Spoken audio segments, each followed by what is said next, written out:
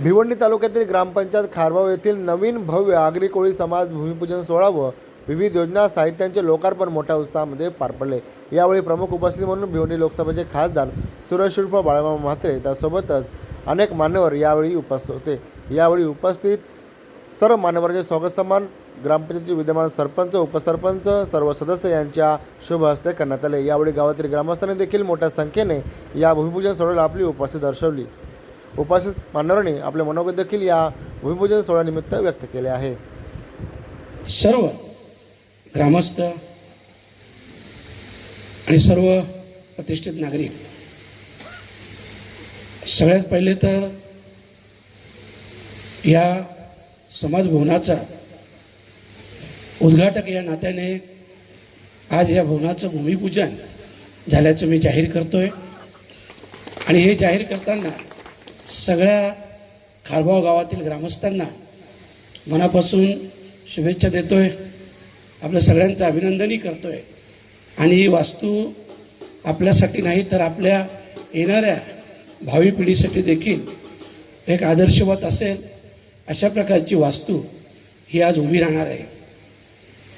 या वास्तूची संकल्पना घेऊन जेव्हा या गावचे सरपंच, माझे मित्र आणि माझे जवळचे सहकारी महेंद्र पाटील आणि त्यांचे सगळे सदस्य, सहकारी, आमच्या सदस्यताई हे माझ्याकडे आले आणि मुळात त्यांनी हे जे आगरी कुळ भवन जे बनवायचं आहे याची पूर्ण कल्पना मांडली आणि खरोखरच ती कल्पना देखील मला आवडली।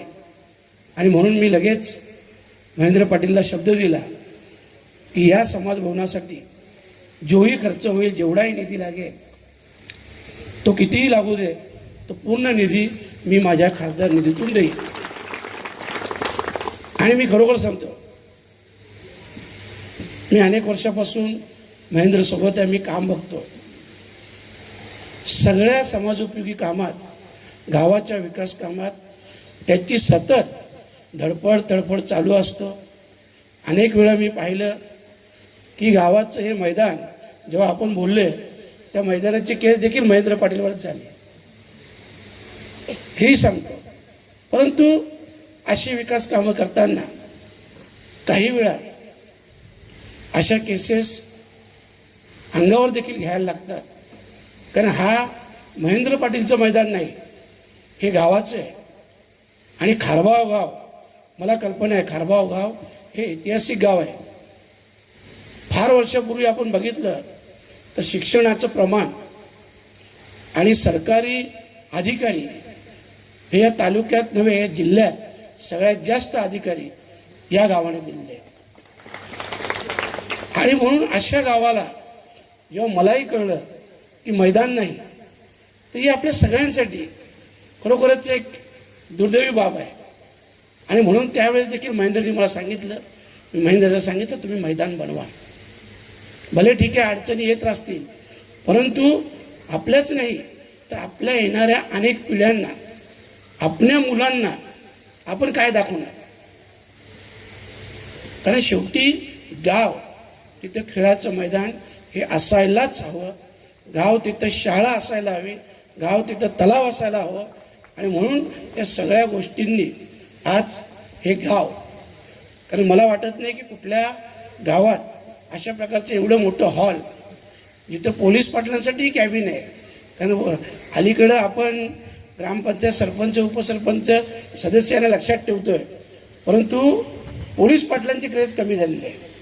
पूर्वी आपण पाहिलं तर पोलीस पाटील हा गावचा मुख्य असायचा आणि आज त्या गोष्टीचा विचार करून पोलीस पाटलांसाठी देखील कॅबिन आहे, काही बचत गट असतील त्यांच्यासाठी देखील जागा आपण केलेली आहे।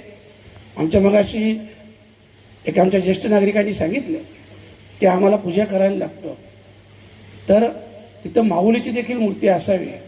आणि मी देखील या मतास सहमत आहे, कारण मी देखील माऊलीचा भक्त आहे।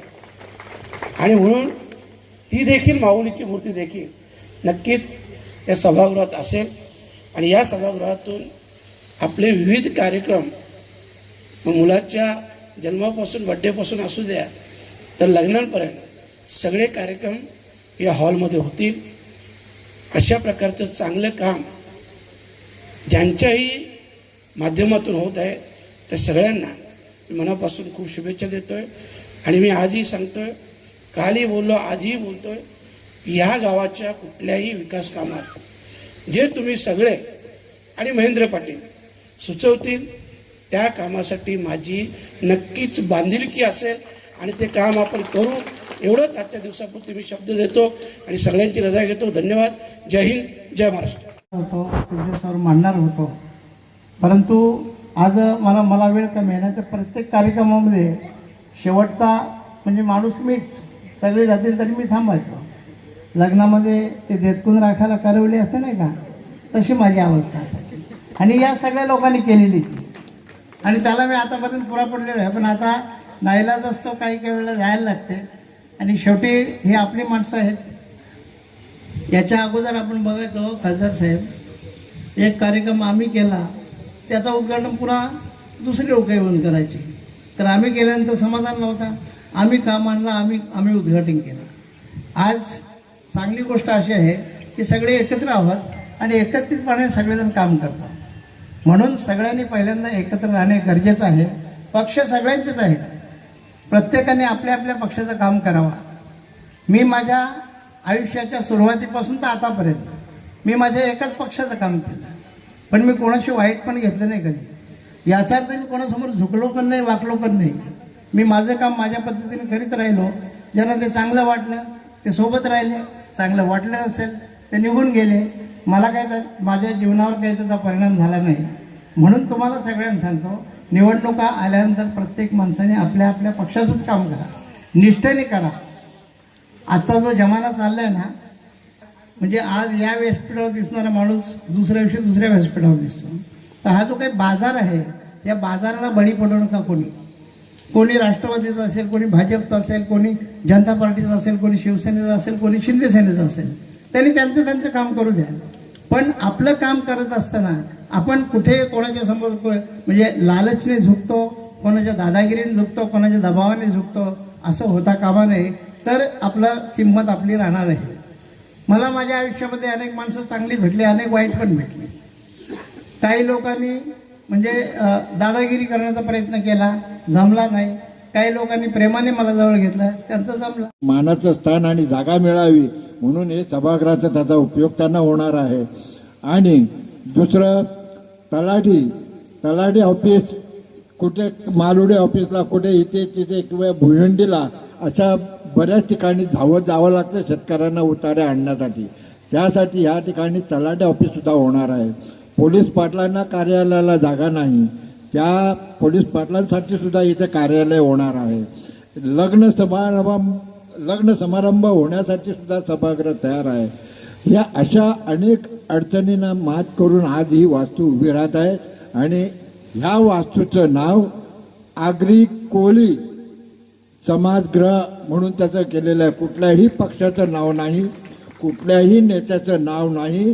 आमच्या गावामध्ये आज पूर्वीपासून, जेव्हापासून खारबाव उपस्थित झाला किंवा जेव्हापासून खारबाव म्हणून गाव तयार झालं, तेव्हापासून आमचे हे आगरी आणि कोळी हे दोन समाज एकत्र नांदत आहेत गुण्या गोविंदाने. आणि त्यांच्याच नावाने आज हे सभागृह होत आहे. म्हणून मला खरोखर माझ्या गावकऱ्यांच्या वतीने हा जो उभारलेल्या वास्तूचं मी ग्रामपंचायतच्या सभासदांना, सरपंचांना, विशेषतः महेंद्र पाटलांना धन्यवाद देतो की तुम्ही ही सूचना किंवा जी गावाची आपुलकी दाखवली याबद्दल मनपूर्वक अभिमान बाळगतो. संबंध आहे. पण मामाविषयी मला जरा दोन शब्द बोलायचे आहेत. मामा, जे तुम्ही आज खासदार आहेत ते तुम्ही तुमच्या प्रारब्धात लोकांची सेवा आहे म्हणूनच आहात, हे तुम्ही विसरता कामा नाही. कारण खासदार होण्यासाठी सुद्धा ते त्यांच्या प्रारब्धात असावं लागते. माणसाच्या आयुष्यात सुख आणि दुःखाचं जे प्रारब्ध आहे त्याला भोगाचंच आहे. तुमच्या आयुष्यात जर जनसेवेची सेवा असेल तर ही तुम्ही तुमच्या या 5 वर्षात कळत न कळत अजूनही तुम्हाला कदाचित पिरियड मिळेल, हे पुढचा कालच ठरवणार आहे. मामा, अतिशयोक्ती सांगण्याची गरज नाही.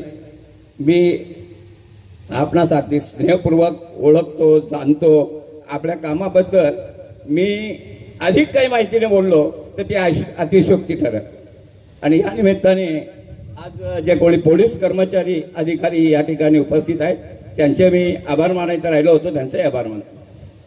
तसेच मी या निमित्ताने संपूर्ण ग्रामस्थांना, इथे उपस्थित असलेल्या बंधू भगिनींना एकच वचन देतो की आज हे समाजगृह झाल्यानंतर गावची शांतता कशा प्रकारे अबाधित राहील यासाठी प्रत्येकाने झटलं पाहिजे. कारण या गावाच्या प्रत्येक लोकांशी तुमचं आमचं नातं एका वेगळ्या रेशमी धाग्याने बांधलेलं आहे. ते नातं कुठे तुटता कामा नये. निवडणुका येतील, जातील, सगळं काही होईल, परंतु कोणावर शाब्दिक भावना दुखावतील असे वार करू नका. मामांसारखे चांगले खासदार आपल्याला भेटलेले आहेत तर ज्यांच्या आज सेवेमुळे आज आपलं एक शेवटचं जे राहिलं होतं, मी माझ्या भाषणामध्येच बोललो होतो की इथे या वारकरी बंधूंना एक समाजगृह होईल. त्यानिमित्ताने अजून काही त्याच्यामध्ये ज्यांनी बसवलेलं आहे. अजून अत्यानंदाची गोष्ट आहे, अशा गोष्टी जर भविष्यात राहिल्या गेल्या तर मला वाटते गावाचा विकास होत राहील.